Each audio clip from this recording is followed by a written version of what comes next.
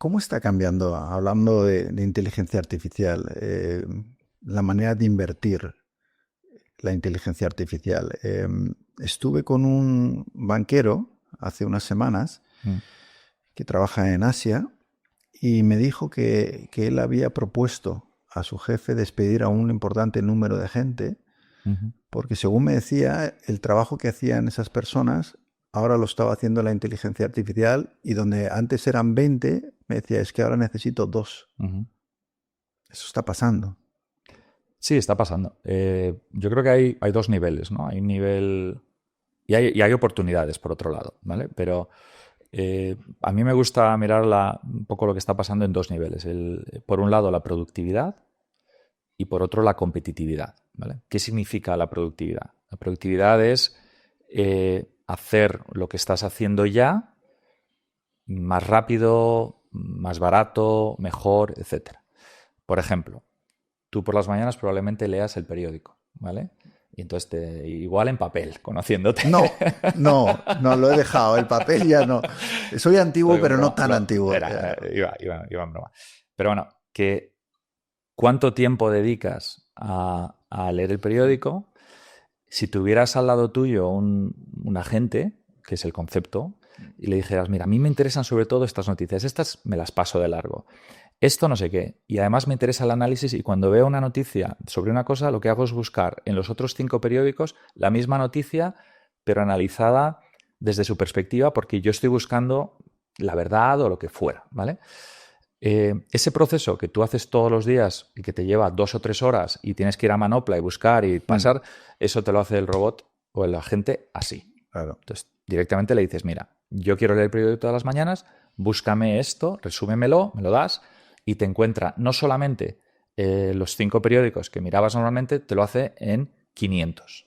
¿Vale? Entonces, lo que es la profundidad, o sea, el breadth and depth, todo lo que es las dimensiones, lo que tú ya haces lo puedes hacer mejor y mejor que con cualquier analista. ¿Para qué vas a tener a un chaval o una chavala trabajando contigo buscando esas noticias? Quizás sí aprenden, pero todos esos procesos, digamos que nos hacen extraordinariamente más productivos a ti y a todos.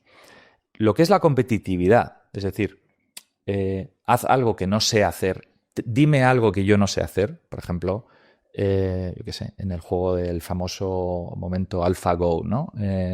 Cuando el ordenador le ganó al humano mejor en AlphaGo, se consideraba que íbamos a tardar décadas, ¿no? Al ajedrez ya nos ganaban hace Mm. casi 30 años, pero AlphaGo se consideraba un nivel de complejidad y cuando el ordenador hace algo a través de inteligencia artificial que nunca un humano había hecho, es decir, existe esta creencia falsa de que es un loro de repetición, ¿no? Se pone en Google, mira lo que se ha hecho y se repite. No, la capacidad de estos algoritmos de inferir y de pensar es real. Mm. Entonces, básicamente cuando hace algo que nunca jamás se había hecho, y no se entendía en el momento que salió. Fue posiblemente el momento eureka de, chicos, Esto nos es un... descubrimos, ¿vale? Y al que no lo haya visto, recomiendo que vea ese documental de AlphaGo, porque es verdaderamente... Y estamos hablando, si no me equivoco, de hace 7 u 8 años. O sea que lo que estamos Y desde viviendo entonces ha avanzado a lo muchísimo. bestia. Entonces, evidentemente que está cambiando. De hecho, nosotros en mi empresa digamos que el proceso que tienes lo que está ocurriendo es tienes un humano al principio y un humano al final, ¿vale?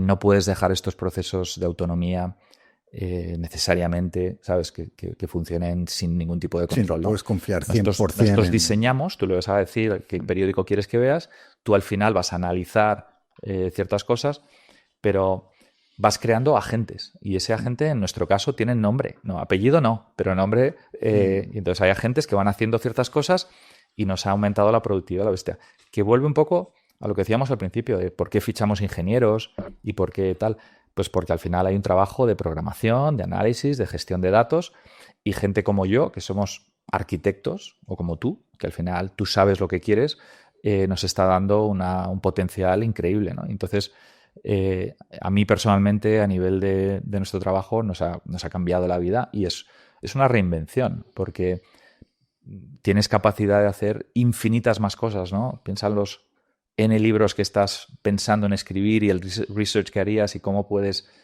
profundizar en ciertas cosas. Yo creo que es una oportunidad extraordinaria y hay que... Así que la gente que no se enfoque en el lado negativo, porque las oportunidades... Yo he fichado 4 personas, no he echado 25. Al revés, me ha potenciado a hacer un montón de cosas. Que haces muchas más cosas, muchísimo más, produces más, mejor, eres más competitivo y bueno, es una herramienta que es que no te puedes negar a ella porque, bueno, es lo que hay, ¿no? Y la disrupción es brutal, es decir... Yo espero que escriba mis libros pronto, ¿sabes? Porque, de hecho, Amazon ha limitado el número de autolibros que uno puede publicar porque estaba recibiendo una cantidad de libros creados por inteligencia artificial brutal. Entonces, claro, si quieres mantener cierta, bueno, autoría y demás, sí que quieren limitarlo, pero vamos, yo estaré encantado de que un día de estos, ¿sabes?, le dé al botón y me escriba los libros, ¿sabes? El problema de esto es la dilución del valor de escribir un libro. Claro. Si todo el mundo puede escribir... Si todo el mundo ahora es poeta, todo el mundo puede escribir una canción y tal, ¿quién domina? Es decir, yo creo que aquí una cosa muy importante que yo me planteo siempre es, ¿estás por encima o por debajo del algoritmo? ¿Vale? Esta es una pregunta que nos tenemos que hacer clave en este mundo, y te pongo un ejemplo, ¿vale? Para mí fue una experiencia bastante amarga porque voy a una conferencia en Estados Unidos, aterrizo en Miami, tengo que coger un Uber a Palm Beach y pido, un poco historia larga corta, ¿no? Pero pido un Uber y la persona viene, me dice que si le puedo pagar en cash. Le digo, pensaba que el tema del Uber era que yo llevo, no te voy a decir años, pero yo no llevo cash encima.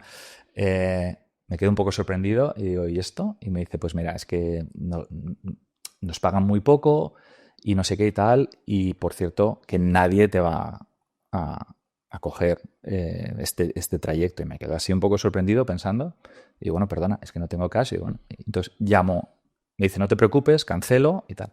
Llamo a otra persona y viene muy atenta, y en este caso era una chica de origen turco y tal, que de allí, y súper maja, y me pongo a hablar y digo, oye, me ha pasado esto. Digo, ¿qué pasa? Y me dice, bueno, a mí me ha costado $120 el trayecto, era como, yo qué sé, de Madrid a Segovia, ¿no? Y me dice, pues a mí me han pagado, y voy a 27. Y en ese momento, un número irrisorio. Me sentí muy dolido porque, lo primero, el algoritmo sabe que esta persona necesita esos trabajos, no los rechaza. Y no hay transparencia. Es decir, yo no sé... Tú no sabes qué cantidad de lo que tú pagas va a ese conductor o a esta conductora y que se lleva y directamente Uber dije, aquí hay que hacer empresa. Un negocio que se llame Fair Ride, que haya un porcentaje fijo. Yo dejé de usar Uber.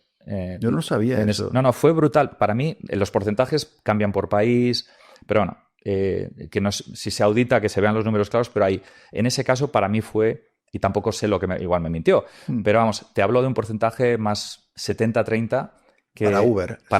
Para Uber.